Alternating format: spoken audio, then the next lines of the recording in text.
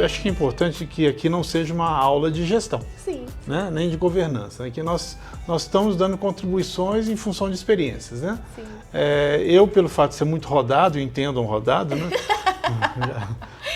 já rodei por vários negócios minerais, várias fases da mineração, né? Fases do marketing, assim por diante. Acaba que eu fui acumulando informações, né? Vamos dizer, conceitos, o que dá certo, o que dá errado, né? Então, eu entendo que talvez a gente possa colocar alguns pontos do que você mencionou, né? Realmente, quando você coloca o ESG, por exemplo, nós estamos sendo cobrados para algo que nós não fomos formados, né? Por exemplo, o típico profissional de mineração, o geólogo e o engenheiro de minas, que são quase que a coluna de uma mineradora, eles não foram formados para lidar com questões sociais, nem governança, nem as questões ambientais, né? A questão ambiental ela já vai sendo trabalhada há mais tempo, embora ela só olhe o ambiental. Hoje, se você olhar, por exemplo, o ESG, ele quer que você trabalhe com os 17 ODS, né? Então o ambiental deixa de ser só ambiental, mas evolui para a sustentabilidade, né? Para o ecossistema. Eu até costumo brincar, eu estava pensando outro dia, que para você trabalhar com esse desafio, você tem de talvez ser bom, ou ser formado, ou admitir abertura para talvez três condições. Uma é colaboração. Tá? O segundo é liderança. Tá? E o terceiro seria humildade. Né? Que, vamos dizer, você vai aprender na medida que você estiver aproximando e trocando e colaborando com as lideranças que trabalham cada um desses itens, ESG. Né? Hoje nós temos me parece que nós fomos para um extremo. Né? Quando eu comecei a trabalhar, nós tínhamos estruturas muito verticalizadas. Tá? Lembrando aquilo, as empresas querem que nós sejamos empreendedores internos. Isso não existia. Né? Se nós falávamos aqui 50 anos atrás, eu tenho 45 anos de carreira, né? Que passou muito rápido, tá, gente? Eu sou bem jovem ainda, passou rápido esses 45 anos. Mas eu tinha estrutura hierárquica, um chefe mandava no outro, mandava no outro chefe, mandava no outro, né? Quando eu comecei como engenheiro recém-formado, talvez eles achassem que eu fosse bom para carregar caixa, né? Ou então para fazer coisas muito específicas, né? Mas não, vamos dizer, a gente poderia talvez já ter algumas qualificações que faziam parte da sua formação, né? Que poderiam ter contribuído. Hoje a gente vê que as empresas fazem muito entrevistas e que elas começam a perguntar o que você faz, né? Além de ter estudado para essa formação. Eu fui esportista, fiz teatro, né? Vamos dizer, fui vendedor, trabalhei com meu pai, trabalhei para me sustentar, né? E isso tudo para ele, como são anos importantes, fazem parte de uma nova qualificação. Né? Mas o início, lá atrás, era assim, era tudo verticalizado. Aí, principalmente ao longo dos anos 90, onde houve uma grande mudança de paradigma das empresas, houve grande parte das empresas foram terceirizadas, ações foram terceirizadas. Né? E aí houve, inclusive, muito receio dos profissionais perderem emprego e não ter emprego mais. Mas, na verdade, eles puderam virar empreendedores. As empresas chegavam e falavam assim, olha, você vai deixar de ser meu empregado, mas você vai poder fazer essa etapa dentro do seu negócio. E eu até financio esse negócio para você. Né? Houve muita questão de horizontalidade. Deixou de ter a verticalização e teve a horizontalidade. Mas houve grande demissão de profissionais sêniores. E aí houve uma distância muito grande, os jovens começaram a ser demandados muito rapidamente de serem gerentes. Né? Fazer gestão. Foi um desafio, mas as empresas começaram a aprender o quê? Vamos tornar mais competente essa horizontalização. Então passou-se a ter muita colaboração, né, entre esses vários jovens. Foi demandado mais produtividade dos sêniors, né, para comunicar com isso. Então todas essas fases foram tendo mudanças, né? Hoje, vamos dizer, quando se fala do ESG, né? Há muito questionamento se o ESG não virou uma oportunidade, né? Para o empreendedor de consultoria. Sim. Né? Que ela meramente é uma consultoria. Mas, por exemplo, se a gente olhar para a década de 90, eu falo que foi uma década determinante, nós tivemos um sistema similar, talvez, ao ESG, outro modismo, né? Que foi a implantação das ISO 9001 e 14001 para a questão ambiental, né?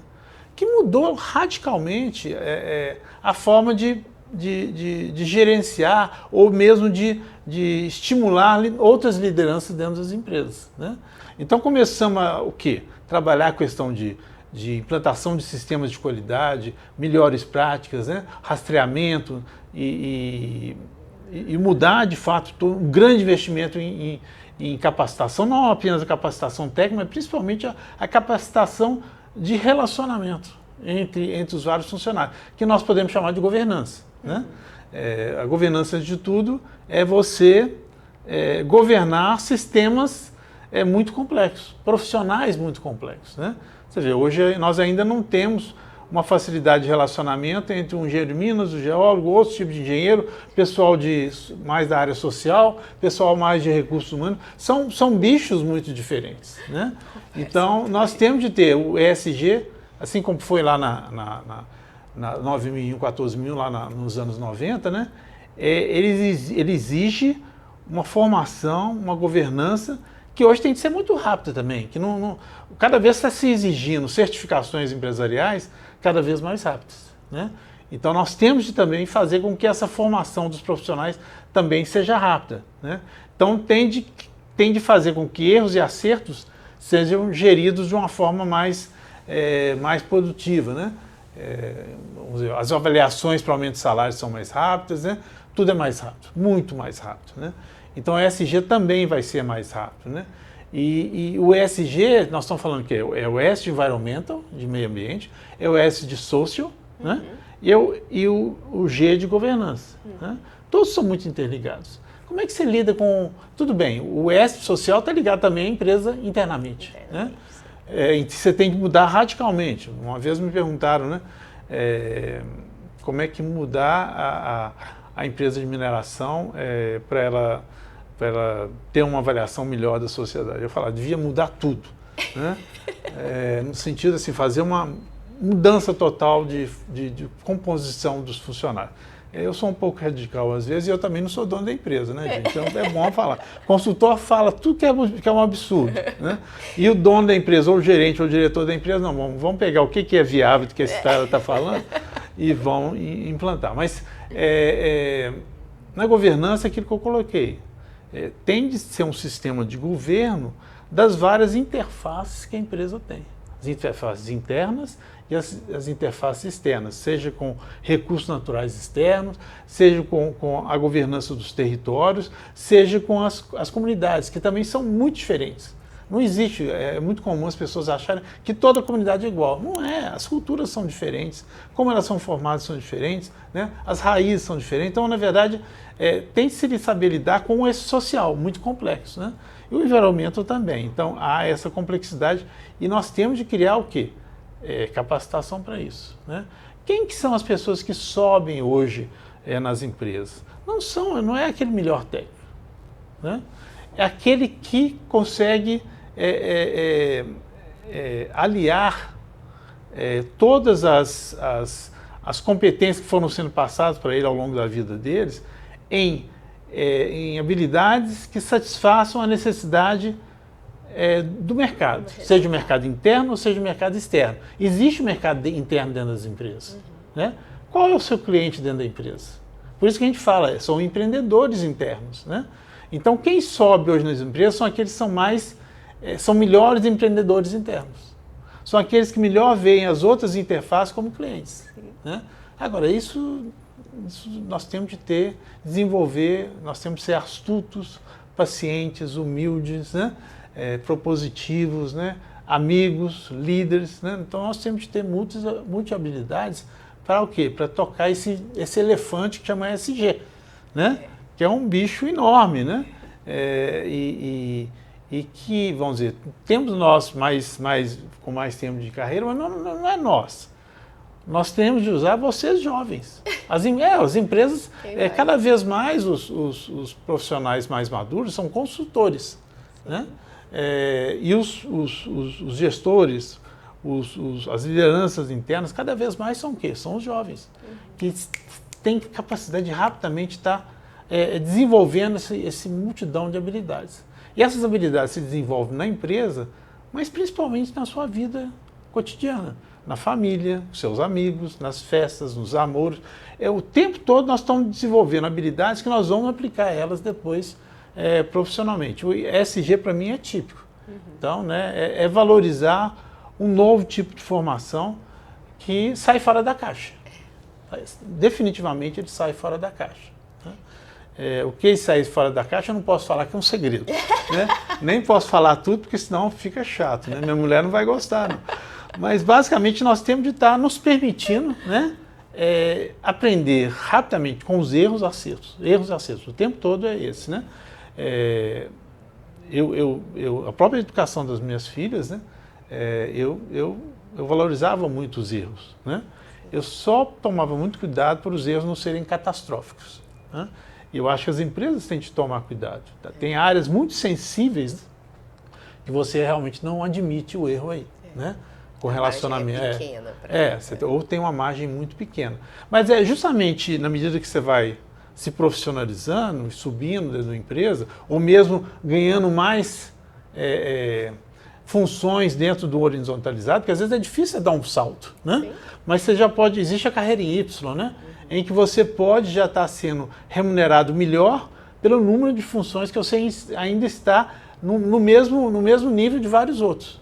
Mas você está sendo formado talvez para dar grandes saltos, né?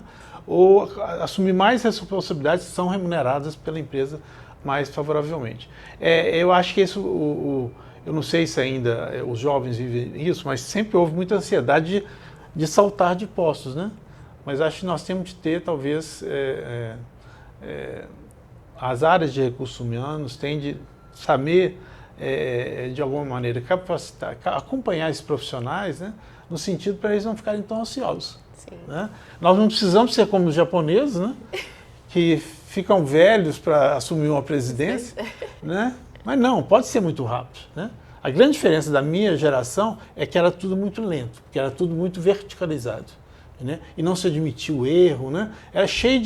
Era muito conservadora a gestão. À medida que foi mudando, isso foi acelerando muito. Né? E hoje, como eu falei, a própria educação familiar hoje é totalmente diferente do passado. Você não chama pai de senhor. Né? Ou são poucos casos de que isso acontece. Era o mesmo caso lá de chamar o doutor, o chefe. Né? Então, as famílias, elas, de certo modo, replicam, né? Ou são espelhos do que acontece profissionalmente, na rua e internamente. Né? Eu lembro que na época do ISO 9001, começou a acontecer uma coisa interessante, é que você começou ao você investir nas atitudes dos funcionários, mesmo pessoal de mais baixo escalão, essas habilidades iam para a família. As famílias começaram a se comportar como o ISO 9001. É super interessante, mesmo em termos de alimentação, em mesmo de higiene, porque a ISO 9001 ela envolvia todos esses comportamentos, inclusive de higiene, de alimentação. Os restaurantes industriais começaram a vir nessa época. Né? Como é que você podia pedir ISO 9001 de um profissional que comia ainda mal, né? Do lado de fora da empresa? Aí veio toda uma série de mudanças, né? E coisas muito engraçadas, assim, tristes e engraçadas. Né? Eu lembro quando teve o primeiro restaurante industrial na empresa que eu trabalhava, né? Esses profissionais que muitas vezes ficavam com fome durante todo o serviço, eles começaram a receber alimentação de qualidade. O que começou a acontecer? Melhorou o desempenho. Não. Eles começaram a levar os bifes para casa, escondidos nos uniformes. Né? E o que foi uma consequência disso? Aí veio as cestas básicas. Né? Então, de novo, começou a afetar as famílias. Aí vem o ESG. Lógico que o ESG de hoje não é como seria do passado, mas certamente tem investimentos que a empresa faz, tem parâmetros de gestão, tem ensinamentos, competências, que naturalmente eles vão chegar à família. Mudança de qualidade de vida, mudança do comportamento.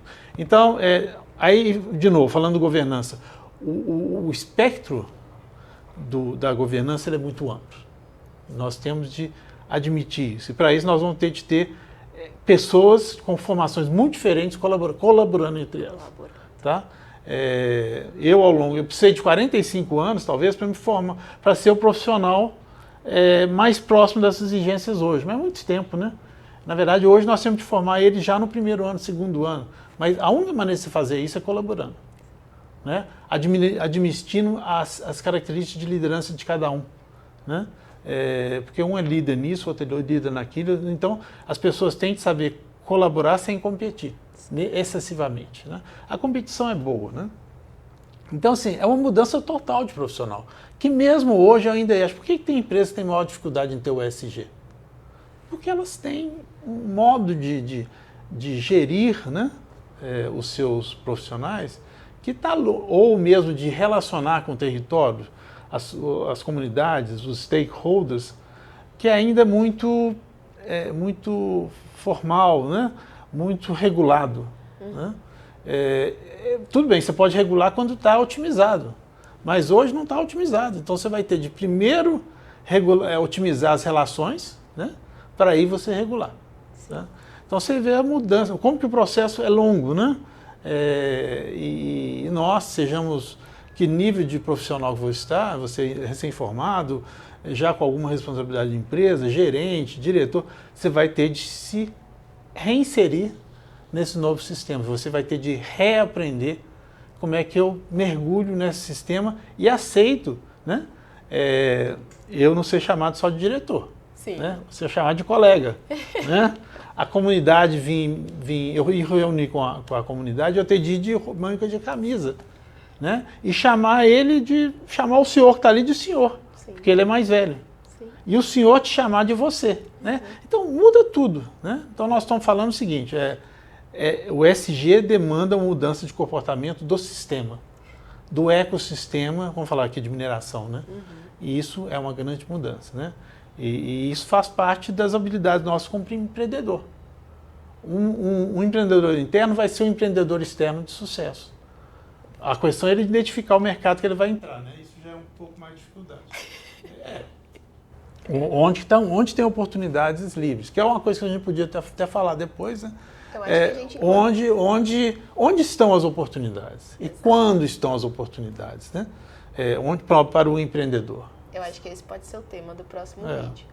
Porque esse vídeo, pessoal, já acabou. Porque se vocês tinham curiosidade de como é os bastidores são assim.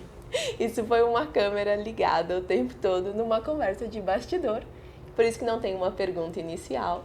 Mas é assim que a gente conversa e é assim que a gente constrói os vídeos. O que você achou, eu Renato? acho que o melhor seria num happy hour, né? Ir nós três aqui para um happy hour. Né? Vamos dizer, fazer um workshop. Eu gosto muito de workshop, né? Eu gosto.